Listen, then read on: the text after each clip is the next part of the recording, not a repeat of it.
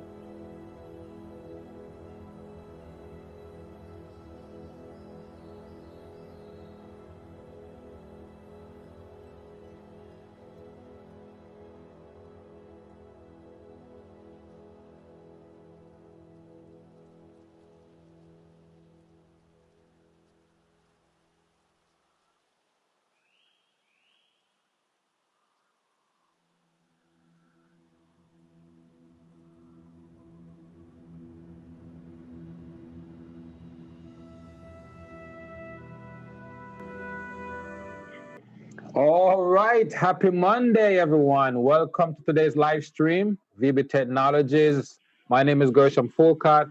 Right next to me, our Vice Chair, Mr. Jingao. Hello. Hey, Mr. Jingao. All right. We have also on the call-in our executive leader and co-founder, Mr. Jason Wong. What's up, Mr. Wong? How was the weekend, sir? Weekend was awesome. Nice. Thanks for asking. Yep. Absolutely. And as always, we have James in the background making things happen, the producer extraordinaire from California. What's going on, James? It's going, man. It's going. Had a good. Yeah, how are things in California? I know with all the COVID stuff, it seems like you guys are doing some scaling back. What's going on out there in California? I think some counties are definitely scaling back the stay at home and just getting more serious. But the weather has been absolutely beautiful. Sometimes it's strange, it's just so pretty out, but there's so much craziness going on. It's California, man. I mean, the weather, it's California. I think you guys have the best weather probably in the world, man. I think that might be the problem. Is because the weather is so nice, people just want to go out there, of course, without the mask, right? Yeah. Out there and lots of fun at the beach. I'm looking forward to it too. Just can't wait until this whole COVID thing is coming to an end. Hopefully soon. Hopefully that will come to an end pretty soon.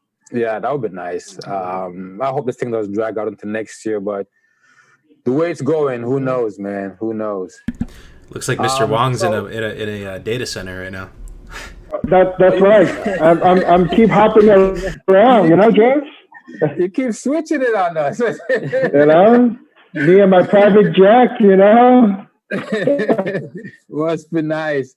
So, Mr. Wong, how what are you hearing right now on the COVID front? Have you heard anything that's, what do you think is going on? Do you think we may be dealing with this thing going into next year? What are your thoughts on that?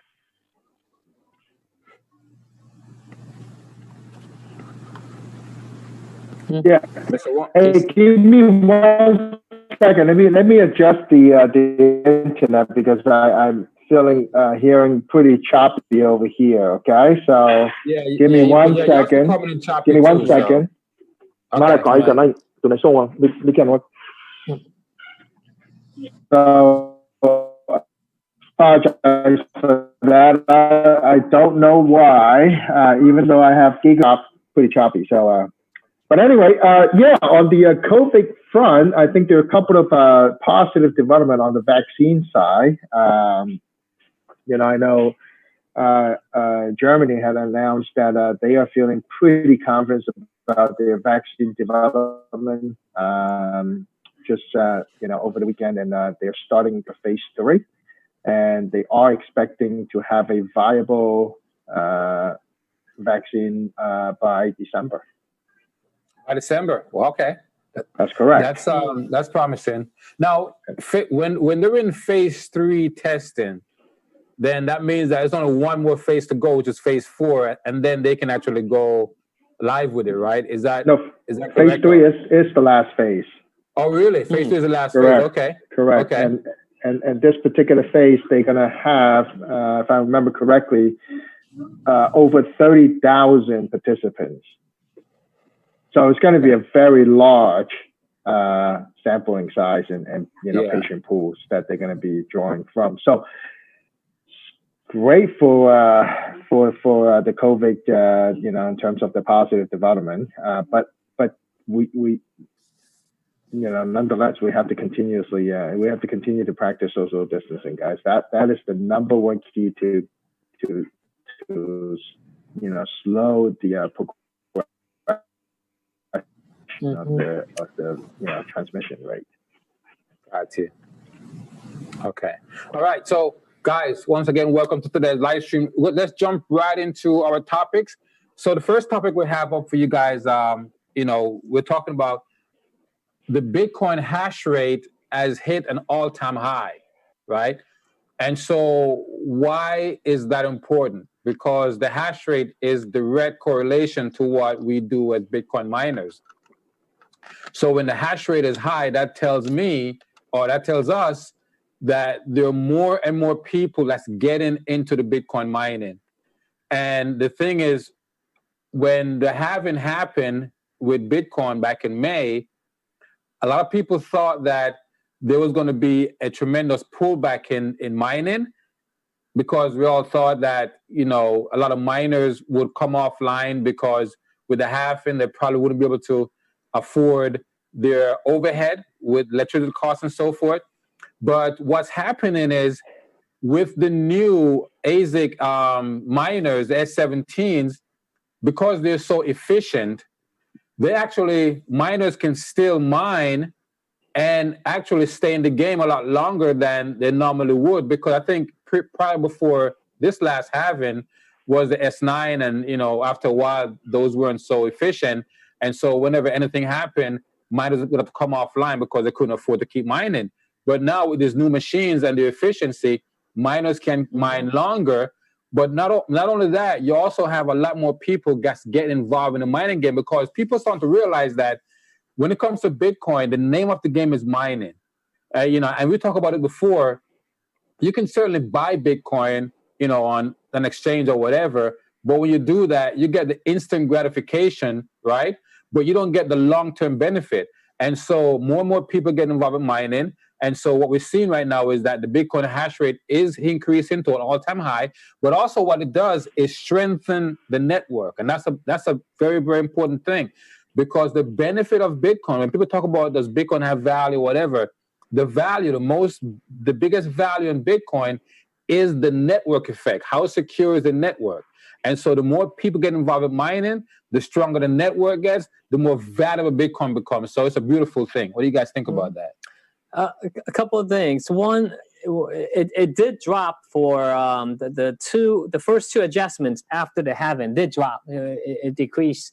The mine difficulty did decrease, which of course, as miners, we're excited about that too, right? Because the lower it is, the more Bitcoins you mine. Now, the right now it's an all-time high, so it did come back up. It is a double-edged sword, like we talked about. When it goes up, means we get a little less, right? But what does it mean? It means people are more bullish. Okay, Absolutely. so which means all the things that we're talking about, everybody's predicting the Bitcoin price is going to go up and how it's going to be this year and next year and so forth.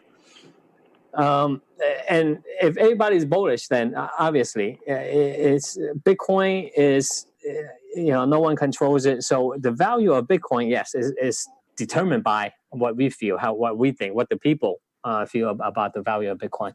So definitely people are bullish. Right? That's why you see the hash power is increasing. Another good thing about us and about our company is we always working and make it more efficient, making mining more efficient, right? So that's how we were able to increase the hash power for our new members.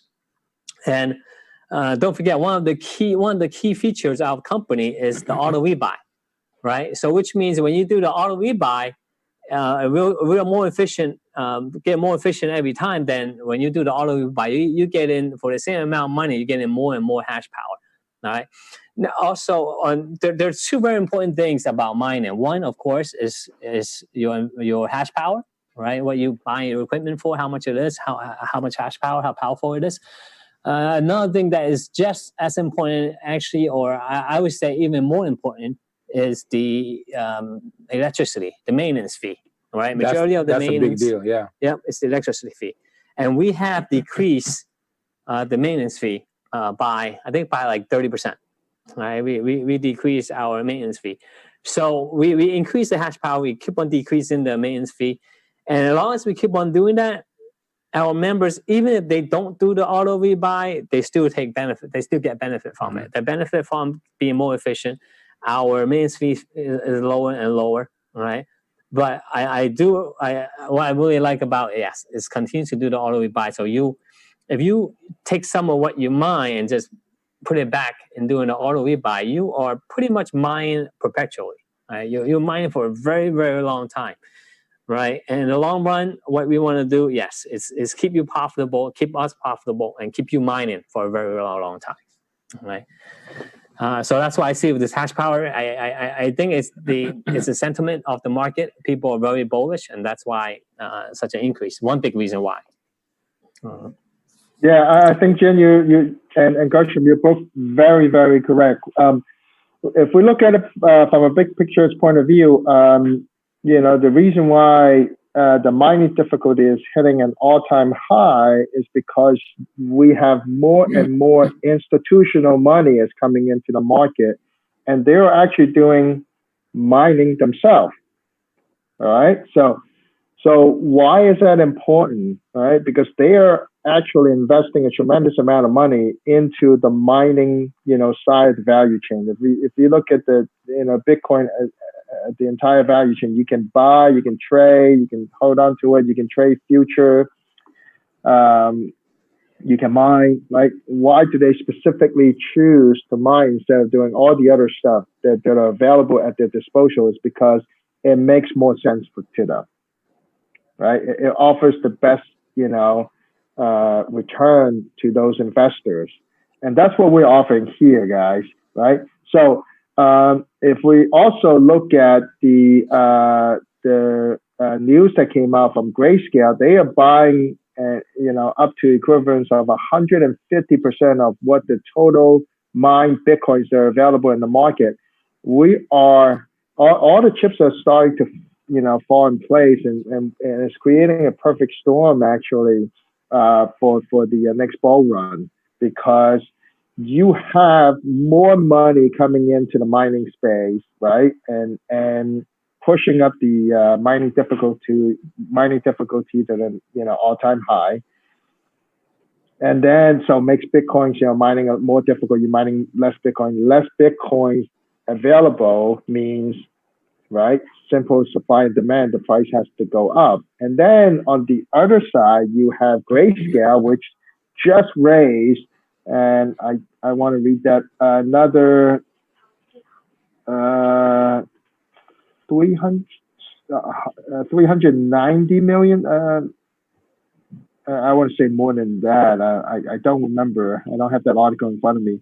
A couple $100 million to acquire all of the Bitcoins that are available on the market, equivalent to 150% of total Bitcoin mined. So you have truly a perfect storm that is being brewed up right now. So guys, hold on to your Bitcoins, as I always say, and that's what I'm doing. I do believe that the crypto bull run is coming. So we're going through some pain point right now, but then I think the good days are ahead of us. Absolutely. And, so in that same vein, I want to just jump right into our second topic. James, if you can pull up that article. So, right, it's kind of like dovetail off of the first topic, where more and more big money is getting into Bitcoin mining. So just like you're saying, Mr. Wong, a lot of these Wall Street players, not only are they getting involved from like their fund, where they're putting Bitcoin in their fund for their clients, but they're also putting their resources into Bitcoin mining. Right now, Fidelity, one of Fidelity subsidiaries, is putting I think like $40 million into a Bitcoin mining facility. One of the biggest mining farms right now actually they're almost done with that in Texas, and a billionaire, Peter Thiel, he's one of the investors, and this mining farm is going to be one of the largest, if not the largest, renewable mining farm in the world, because they're using wind energy. And Texas is huge. They have a lot of land out there. So they secured a big piece of land, and they're using wind energy for this mining farm, which is going to produce about 1 gigawatt of energy. So big money is also, not only are they getting involved with Bitcoin from a buying perspective and having these funds, they're also putting a lot of money into Bitcoin mining, because just like you said, Mr. Wong, they realize that when it comes to Bitcoin mining, and we talked about this before so many times, Bitcoin mining is the backbone of the entire Bitcoin network. If you don't have Bitcoin miners, and not only do you have to have Bitcoin miners, the Bitcoin miners have to be profitable. Because, as a business, if you're in a business and you're not profitable, why are you going to be in that business? And so if Bitcoin miners are not profitable and we stop mining, guess what? Bitcoin goes away, right? So the miners have to be profitable, and these big Wall Street firms, they're realizing that. So they're also not only getting involved in a fund perspective, but they're also getting involved with investing in big mining farms. All right. And also, this one of the topics we want to talk about is about the big money going into the mining, right? Like this company, Hut 8, that you talked about, that they raised a $6 million series, right? A $6 million US dollars, all right? So funny thing, when we first started this company, and we talked to people about coming on board to mine with us, how mining is pretty much you're buying the machine, and it's somewhat like putting money, not really putting money, but mining Bitcoin. So one of the most frequently asked questions is, if you guys are making money and putting in Bitcoin, why do you need us, right? Why don't you just do it yourself? The company can just do that themselves. Why do you want to get the ordinary person like myself to be in with you guys? And here's the reason why is, yes, actually our company, we are mining for ourselves as well, but also we are mining with the public, with all our members, right? Here, the reason why is, obviously, the more that we have, right, the more purchasing power that we have, then the more efficient we can be. That's how we've been decreasing our maintenance fees, able to get equipment at a price that's very, very competitive, right? So you have this company that raised $6 million, which is pretty decent. They raised $6 million. But our company, in less than 2 years, we did over 10 million in sales, right? So we are we're no longer just a small company anymore, Right? We've only been in the business for 2 years.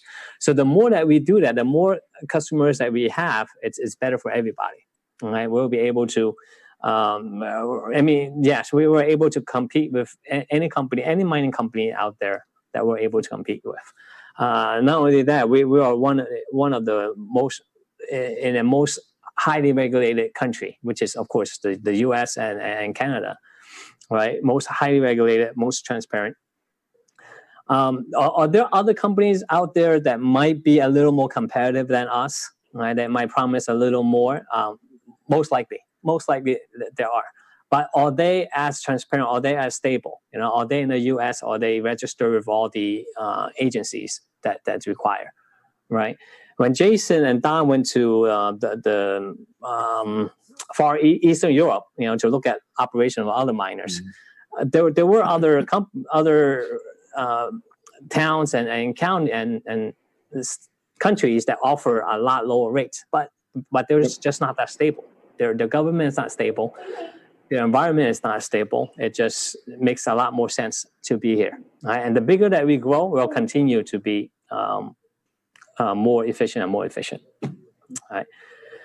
So, all right, Jason, you can talk about your experience on what we did in the first year, how you and Don and us travel around to look for very high efficient place for us. Absolutely, yeah. We've been to many different mining farms, going from data center that I know one that Jin and Don and they went to doesn't even have like proper ventilation. So I know we've been through those mining data centers. Luckily, we didn't do business with them, so that's a blessing in disguise. We went to other places and we thought that they were very reputable. They have a very large facility, a lot of electrical powers, but then the management behind it is just not up to par. So luckily we were able to pull out of those situations quickly. So this whole process, actually, also one of the most amazing mining farms that I have personally visited, with Don, uses liquid cooling technologies. So, you have literally in the background, in my virtual background right now, you have those machines that are submerged in liquid that is not electrical conductive, right? So it doesn't burn out the chips or the mining boards. And it allows these machines to run 30% cooler or more efficient, actually, compared to an ordinary setup. So we have, both ends of the spectrums that we've been to, right? But then those facilities happens to be located in geopolitically unstable locations. So those you don't want to be in those situations where you have millions, and like Jin said, we have done $10 million in sales. You don't want to put your equipment in those countries where you need to hire an armed guard with AK-47, right? That they're patrolling, to safeguard your equipment. And one of the worst thing is government can come in and declare that you're illegal and take over your facilities. And what are you going to do, right? Yes, they offer highly competitive, electricity rate, top of the line technologies, but then you just never know with their political system. So we feel very comfortable with where we are. Our facilities are located in North America, US and Canada, and we feel that we're in one of the most geopolitically stable countries. So that's where we choose to do business, so that it offers that peace of mind to us and all of our customers. So. Well, I mean, everything in life we all know it's all about balance, right? And so, just like you're talking about, you can go to a location, you may get the lowest electricity, but your facilities is in danger of, whether it's criminal activities or whether even the own government, taking it over. So you want to find that balance where you can find cheap electricity, so you can give people the best product, but also you can provide transparency, and you also know that the environment is stable. So you don't have to worry about those things, right? So once you find that really sweet spot where you operate in an environment that's stable, you get very cheap electricity, so it passes it on to the clients, and it makes it a win-win for everyone. It's not always just getting the cheapest electricity. You can do that, but 6 months down the road, you don't own that facility anymore because the government took it over. One of the things I like about our company is we use this term customer-centric. And I remember when you guys were first in the planning stage to get this thing off the ground, one of the major push was we were all involved in cryptocurrency in some way, but we wanted to make sure that not only was it a company from a business perspective, but also giving the average person on the street an opportunity to get involved in this very technical field. Because even though we make it somewhat not super easy, but somewhat easy to get involved, it's still a little bit technical. And so we wanted to make it to where anyone, the average person, can walk in off the street. We could sit them down. We could spend 5 minutes with them and get them a full overview of what this Bitcoin mining is all about and get them involved. So that way the average person doesn't get left out again, because that's all that's happened. When you have new technology come on board, the well-to-do gets involved with it. Those who can afford it, so to speak, get involved. But then the average person gets left out. And we wanted to make sure that this is set up to where anyone can be involved. And that's why we have like payment plans and things like that. So this company is really developing a way to where it's truly customer centric. And that's, to me, it's one of the biggest plus of this company. So right. That's my take on it. All right, moving right along. So it's video time, right? Once again, today's video, this one's around 10 minutes long. So to me, this have two of my favorite people that's in this space and talking about the benefit of Bitcoin mining. We have, once again, we all love him, Robert Kiyosaki, right?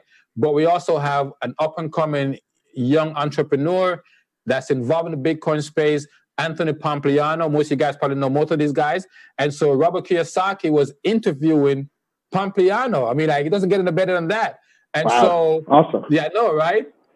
So we don't have the entire interview. I've seen it, but we don't have the entire thing. I came across a podcast that was actually breaking down the interview.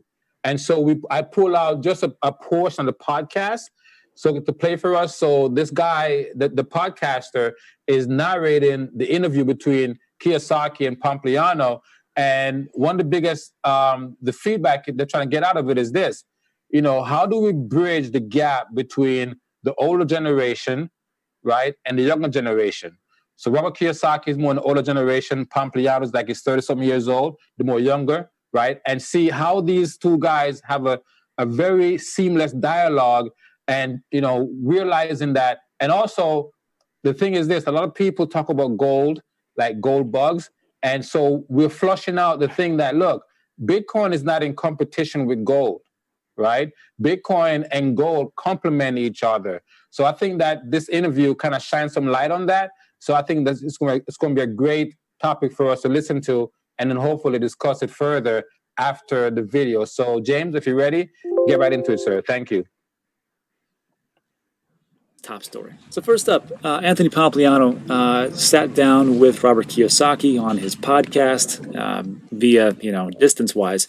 But it was a pretty fascinating look into the mind of how an older type investor would actually, think about these things, and how a newer type investor, someone who is on the younger generation, might think about these things. Not that I'm making generalizations. I mean, I'm on the older side, so it doesn't really matter.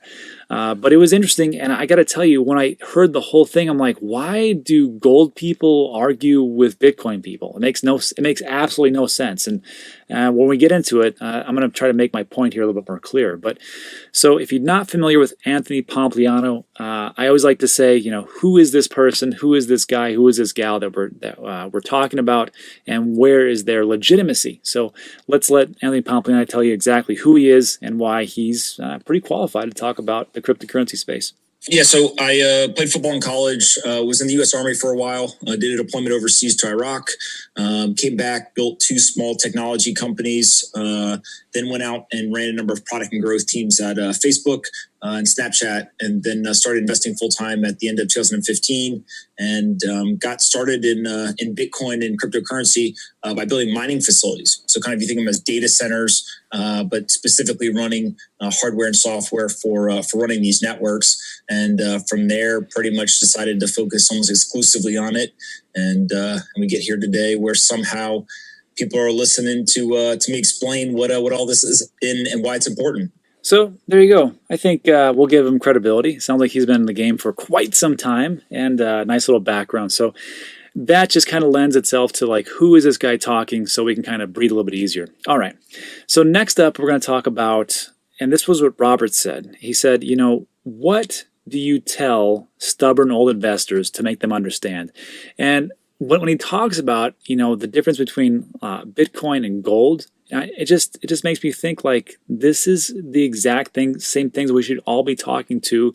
And depending on how old you are, I've got a lot of younger viewers, and they talk to me about, I can't get my dad to understand, I can't get my mom to understand. And so if you're watching this, this could probably help you out to like explain this to your parents or your grandparents or whoever else that you're trying to, bring into the fold of cryptocurrency digital assets. So let's just take a listen.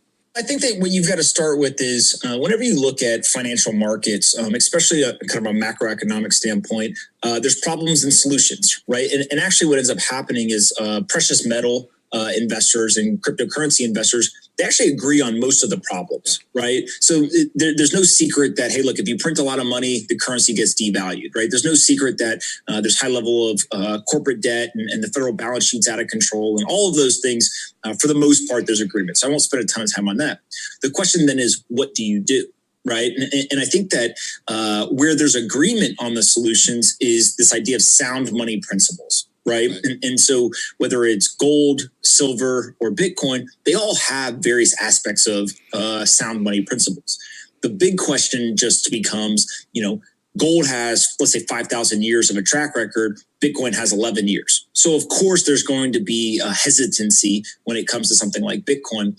My kind of pitch to people is, look, the one thing that has an advantage, I think, from Bitcoin, or the most important advantage, is there's full transparency and the verifiability of Bitcoin. So you know exactly how much exists, exactly how much is being produced every day, and kind of the supply side of the supply and demand equation is known with 100% certainty. And so it's just a matter of generational divide, right? Older folks usually aren't used to kind of touching all the digital technologies. Younger people are. And so you kind of pick your asset, but they both have sound money principles. And I actually think both of them will do well coming out of this economic crisis. So it makes sense though, right? I mean, what he talks about is like, if you are into gold or silver or precious metals, there's no reason why you can't take a look at Bitcoin or cryptocurrency digital assets and go, well, that's the same thing, right? Because, I mean, there's nobody really manipulating it. I mean, governments aren't out there just printing all willy-nilly and no big deal quantitative easing. You can't quantitative ease gold. You can't do that with silver. You can't do that with Bitcoin. You just cannot do that. So when he talks about these things, I'm like, why are we arguing? I don't understand. And like when he says it, he goes, this is my pitch. And it's kind of a long pitch. And it kind of gets to what I was talking about a couple of weeks ago, or about a week ago, where I wanted to simplify the whole process for everybody, what I called a Bitcoin elevator pitch. So the reason I made this elevator pitch was to simplify the whole process, because when you're starting to learn about this, or even if you've been in it for years, even this was a problem for me when I was trying to explain to some of my friends. I would over indulge, or I would over talk about what Bitcoin was, and they're like, "What? I don't get it." And I would just see their eyes glaze over, and that was it. So, if you want to get a pitch to somebody, or especially like you want to make your parents understand, and grandparents understand, your loved ones understand, your kids understand, or whatever it is, this is how I always I'm saying it right now. And you're free to take out anything or add anything you want to, but this is just how I can simplify it to the best of my abilities, which is, hey. This is what Bitcoin's all about. If you don't know it, Bitcoin is digital gold. I know I always say, don't people say, well, it's not gold because da-da-da. I get it, but just a frame of reference. It's digital gold. It's scarce just like gold. There's only 21 million, and it's like market insurance in case all the craziness that's happening with the quantitative easing goes down. Unlike gold, you can send it to anyone, anywhere, within minutes for next to nothing. It's the best performing asset class ever. It's better than gold, oil, or any stock ever. It used to be worth a nickel. Now it's worth over about 10,000 or whatever it is that when you're talking to them. And that's why I'm heavily invested. So if they want to learn more about fungibility and decentralizations and about the nodes, that's great for later on. But just to get them to understand the basics, this is what I say. Anyhow, the next part was pretty fascinating to me because he talks about quantitative tightening. And I had no idea that America was actually trying to do that, and they had done that, 12 years ago. So let's just take a listen real quick. And actually, before I hit play, Robert's going to make a good point. He's going to talk about, because this is all the things that are happening in the economy is pretty concerning. So when he talks about, hey, watch out for these, commercial real estate, because once real estate starts to collapse, then other parts start to collapse. And we're kind of seeing that happen in the economy. So what he's going to talk about here is the Mall of America and how they've actually defaulted. Even though they're a huge company, they shouldn't have to default because that was the whole point of this quantitative easing. So let's take a listen. A couple of days ago, the Mall of America, one of the biggest shopping centers in the world, just said they missed 2 payments of $1.2 billion a month. Imagine having a mortgage of $1.2 billion. So they missed 2 payments. The question is, who were those payments going to? And who's going to bail them out? And the Fed has to bail them out. In my opinion, they're going to have to print more money. And would you agree with that theory?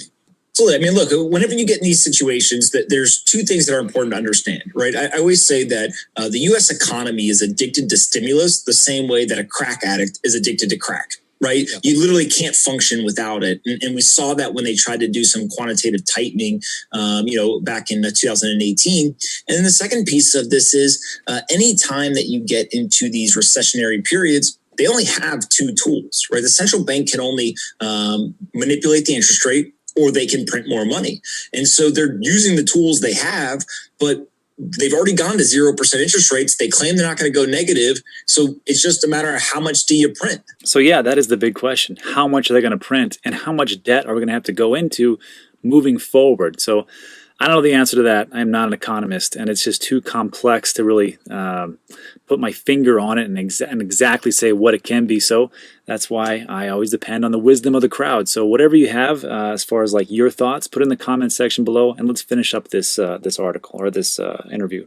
The last piece here is why this was the most interesting, I think, to me, because it talked about all the things that we know about Bitcoin, all the things we know about cryptocurrency, digital assets. There was just one thing that got Robert Kiyosaki into it, and it was the halving. So he realized the importance of this quantitative tightening, this hardening of Bitcoin, and he said this is what is going to drive this whole asset class into the stratosphere. And when I just heard that part, and then the next part that Anthony's going to talk about here, I just thought to myself, why on God's green earth is gold people, gold bugs, and Bitcoin arguing? It just blows my mind, and you'll see what I'm talking about in a second. Monetary supply schedule. Well, so let me use old guys' language here. The Fed is centralized banking, so central is also communist. Command and control of a central government. That's communism. Whereas what Bitcoin, gold, and silver are, they're not controlled by anybody. So one of the reasons back in 72 when I started buying gold was because the Fed couldn't mess with it. They do mess with it to some degree, but they can't print a lot of it. And that's what I don't like about saving dollars. So explain why it's programmatic, but what I call it people's money, because there's not one person like Jerome Powell, the Fed chairman, who can say today it's going to do this, tomorrow it's going to do it. It's already been planned out for years, right? Exactly how many coins are coming out. Yeah, I mean, look, if you look at, let's say, the ECB Board of Governors, there's 25 people that go in a room and make a decision, right? The Fed, I think it's, about 12 people go in a room and they make a decision. And so, I've got a friend who always says there's 12 people making the decision for a minimum of 330 million people's money. right? That just kind of doesn't sit well with younger people. And so when you look at something like Bitcoin, there's computer code that was written. That computer code can only be changed if more than 50% of the people on the network agree to change it. So there you go, right there. So all those things that they're talking about, it just totally makes sense. Like if you're talking about precious metals and you talk about the whole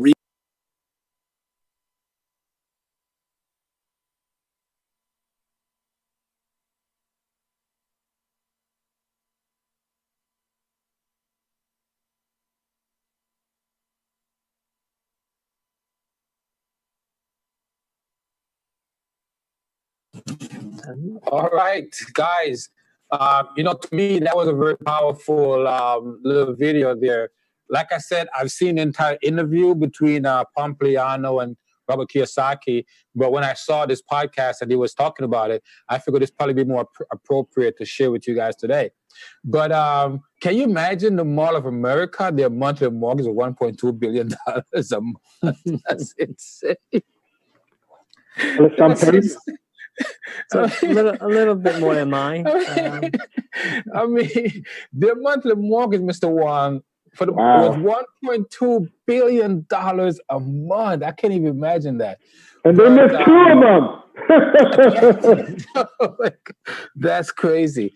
But listen, what you have right there, you have two of the best, right?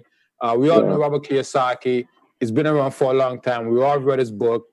But Anthony Pompliano is starting to establish himself as a true, knowledgeable in the space of Bitcoin and Bitcoin mining. Actually, he was involved in Bitcoin mining back in his day when he first started. But look, they're saying some really great things in an interview. The fact that you cannot print any more Bitcoin. And that's the driving factor. And all this money printing that the Fed is doing, we talked about it before, there is going to be consequence of that. And so if people out there are not taking measures to leverage themselves against the money printing, I think they're going to be in for a rude awakening. And so, I just felt like there were some really great topics in that interview. And I would like to hear you guys' input. If there was something in the interview that you guys feel like, pretty much touch you or grab you or got your attention, drop it in the comments. Let's talk about it. Yeah, a couple of things. Actually, funny thing, I already talked about commercial real estate. We have a good size holding of commercial real estate, and we're starting to feel the pain from the tenants. That some tenants are not able to pay. Obviously, it's because they've been closed the past couple months. All right, and Jason and I were talking last night. Actually, it was literally last night. He was talking about he read and we think it might happen that real estate value might decline by 20 or 30% next year. All right, and Jason can talk a little bit more about that.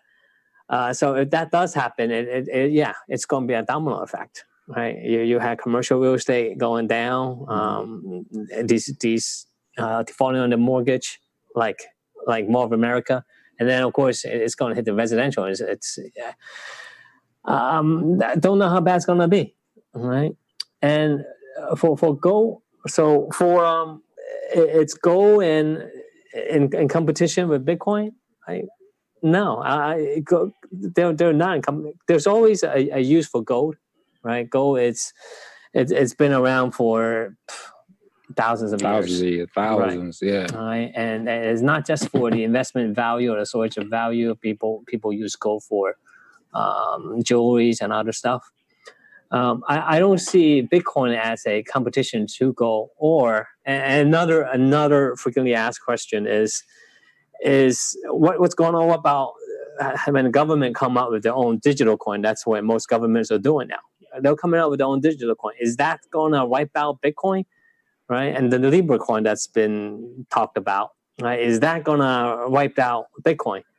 No, those are not competitions. Right? They are maybe a complement to Bitcoin. They're not competitions. And you have centralized digital coins, and like the fiat currency or the Libra coin or any centralized digital coin. When Robert Kiyosaki say when you're centralized, yes, it's like communist. I don't know, but I would say Never the be too strong. communism, but there is a command and control. Yes, there is a command and control where it's controlled by the whoever is in charge, right? The government or the entity that controls that coin, right? So those are the centralized coins. Right? Bitcoin, it's totally different, right? It's controlled by us, right? Controlled by the people, and that's where it's a total complement, not a competition for both for gold and for these centralized coins that are coming out. Right. So, what are your thoughts, Jason? Yeah, I wouldn't go extreme as in like the labeling it communist versus non-communist, right? But definitely centralized versus non-centralized. When the U.S. monetary system is being controlled or voted on by a room of 12 people, right, from the 12 different Federal Reserve banks throughout the country, I do think that it is a bit unfair, right? Because oftentimes when we see that over and over again, they really take care of their buddies.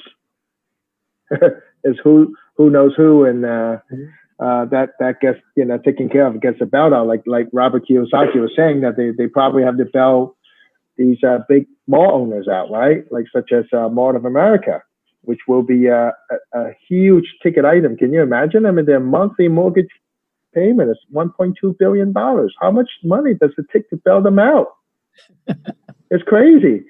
And another thing that I was able to that really stick to me is I like the elevator speech or pitch, that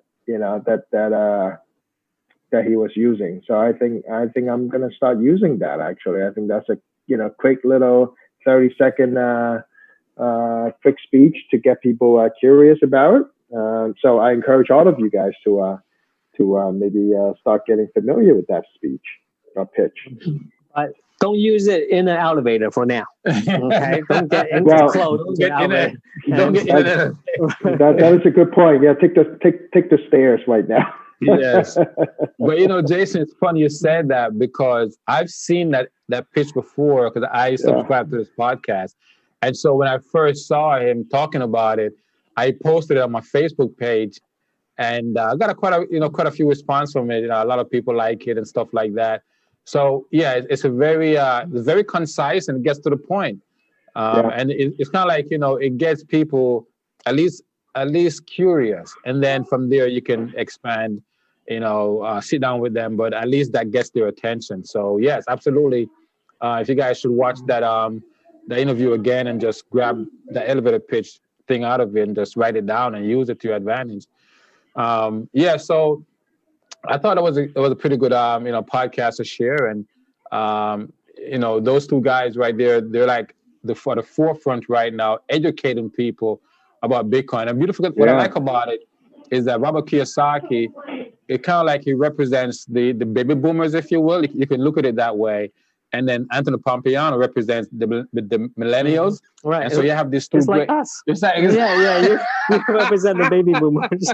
I represent the millennials. Right.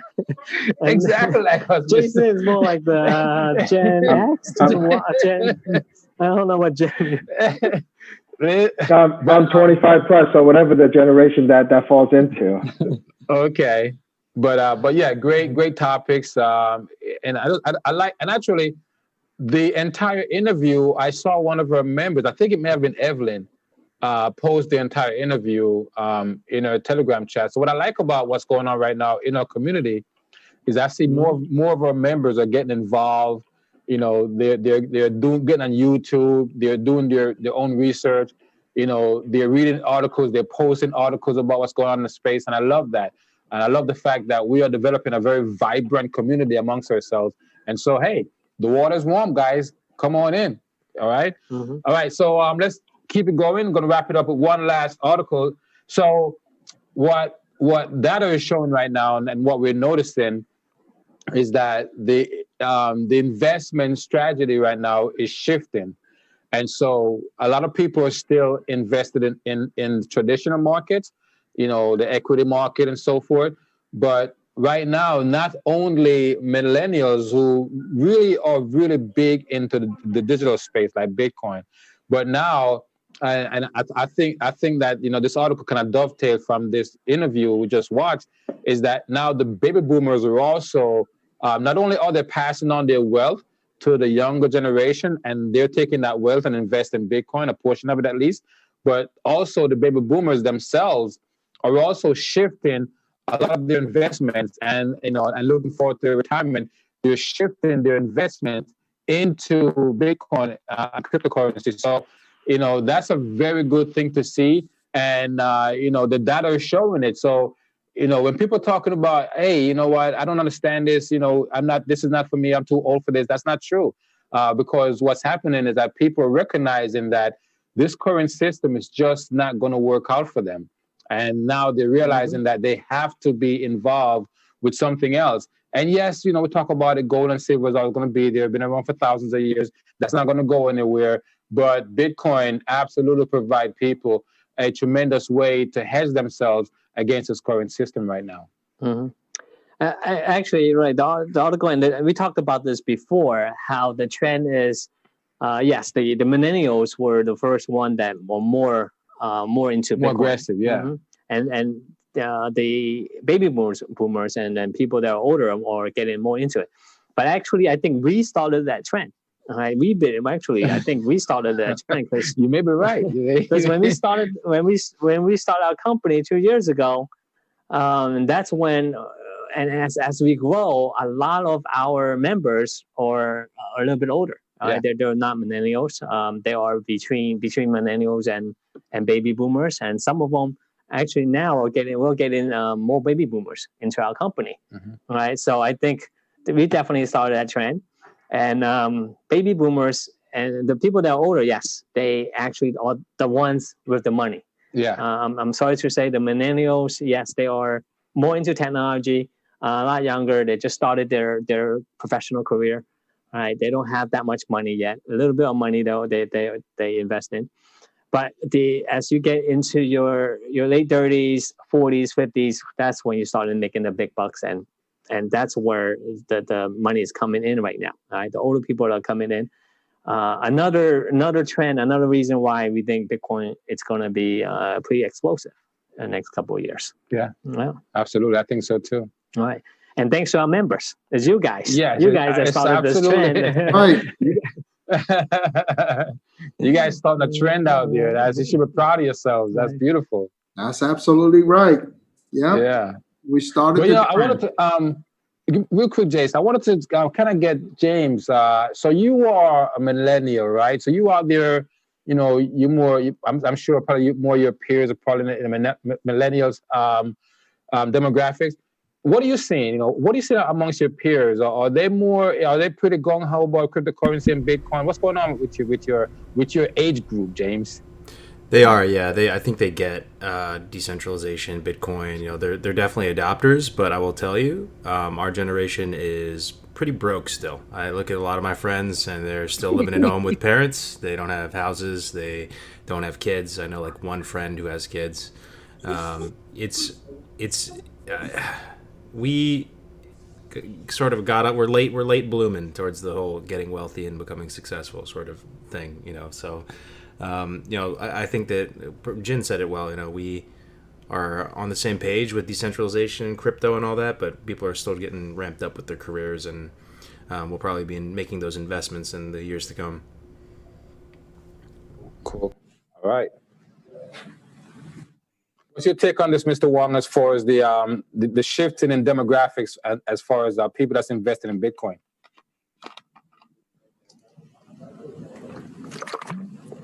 Looks like he froze. Mr. Wong? Yeah, his connection is bad. Yeah, we may have lost Mr. Wong. So anyway, yeah, I think it's a beautiful thing, by the way. You know, to see that not only millennials are involved, but the baby boomers. And like you said, most of the wealth is with the baby boomers. And so I think Mr. Wong, are you back on, Mr. Wong?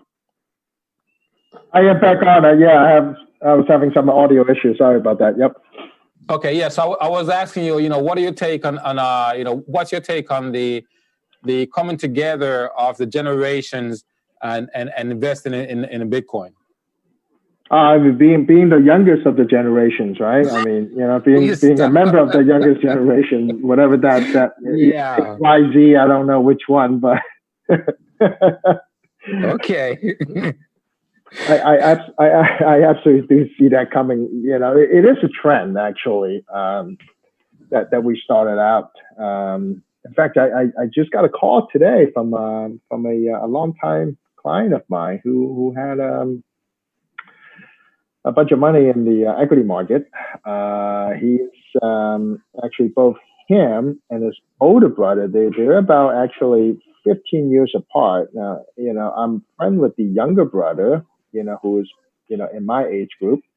So his older brother is like, all right, listen, don't laugh, right? His older brother's, in his 60s, right? So, and they were calling me because, just a couple of months ago, the equity market dropped by about 30-some% because of the start of the COVID-19. Now we are back up to like almost an all-time high again, right? So they were asking like, what should they do? Should they just, they're afraid that there might be another wave coming in terms of the, decline. What are some of the best ways? They kind of just want to pick my brains a little bit and ask me, what would I do in this situation? Well, as a small investor like us, there's probably very little that we can do, other than, kind of try to diversify, right? And don't put all your eggs in one basket. Fortunately for them, I mean, they own a lot of the index fund, so it kind of, followed the other way. So, they're back to where they were just a couple of months ago. But, what they don't have is they don't have, any money actually in crypto. So I told them to go read up on it, look into crypto, the possibility of putting a small percentage of money into the crypto, and into other precious metals. So that's the advice that I gave them as a friend, and I said that's what I've been doing, and I certainly this two brothers, their age span is about 15 years, so I do see them coming together. And I always tell you guys that all my kids own a mining package and they're excited about it, and they check on their Kabu wallets on a daily basis. Sometimes they come and complain to me, how come I only have $1 today? It's probably because the Bitcoin value went down. So that's funny. Yeah, that is funny. No, I think you're absolutely right, and I think that there are more people than we probably imagine right now who are heavily vested in the equity market, and they're scared to death. They feel like they're trapped. Absolutely, they're scared to death because they know that the next crash is coming, but they don't know what to do. And so I think you're right, Jason. I think they feel like they're trapped. And yeah, it's actually, to me, it's kind of unfortunate because they do have an option. They just don't know. They just don't have the information. And that's why, we say it so many times and we keep driving it home, is because it's important. Like, we have to be the tip of the spear, right? Yeah.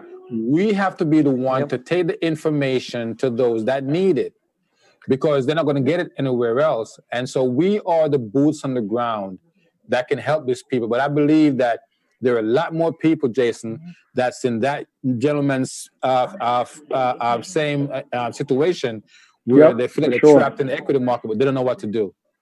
Right. And what we do, we actually offer a very good option. I mean, right now, what are the options, right? You can hold it in cash, but with all these free money that's being printed, or people getting free money, your cash, your purchasing power, it's going to decrease. Right, that's where you are. You got real estate. Real estate, people are already projecting or predicting that's going to be a heavy decline. Right, and of course you got the stock market. Right, the stock market, if the economy goes down, yes, it'll go down too. And then of course the other option is the crypto market. Now the crypto market, it might be affected, right? If everything goes down, I have a feeling that crypto will go down also, right? Of course, I know a bounce back, but with a big dip in the equity market and the real estate, it's going to drag everything down. And that's another good thing about what we do is to mine it, Yes. right? With mining, it's kind of like a dollar cost averaging. Yes, it might come down. It goes up and down, all right? The crypto market comes down, we'll start to mine more Bitcoin, all right? So that's where it is safer to mine than just put your money in buying the Bitcoin, right?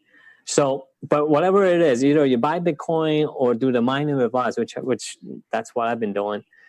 That's what we offer to people, right? That another option for them to put their money.